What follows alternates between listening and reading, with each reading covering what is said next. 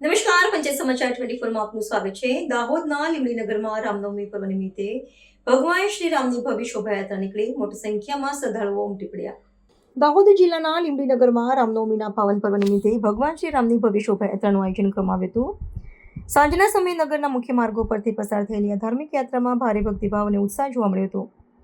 મર્યાદા પુરુષોત્તમ ભગવાન રામના જન્મોત્સવને વધાવવા માટે સમગ્ર નગરમાં અનેરો ઉમંગ છવાયો હતો અને લોકોએ સ્વયંભૂ રીતે આ ઉત્સવમાં ભાગ લીધો હતો. આ ભવ્ય શોભાયાત્રામાં વિશાળ સંખ્યામાં શ્રદ્ધાળુઓ અને નગરજનો જોડાયા હતા.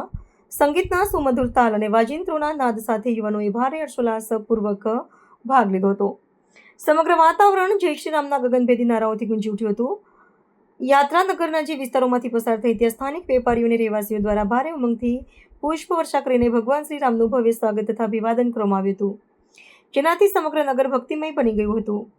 આ ધાર્મિક કાર્યક્રમ દરમિયાન કાયદો અને વ્યવસ્થા જળવાઈ રહે તે હેતુથી સ્થાનિક પોલીસ તંત્ર દ્વારા કડક સુરક્ષા વ્યવસ્થા ગોઠવવામાં આવી હતી. સઘન પોલીસ સુરક્ષા વચ્ચે કોઈપણ પ્રકારની અનિચ્છનીય ઘટના વિના સમગ્ર શોભાયાત્રા અત્યંત શાંતિપૂર્ણ અને ધાર્મિક માહોલમાં સંપન્ન થઈ હતી.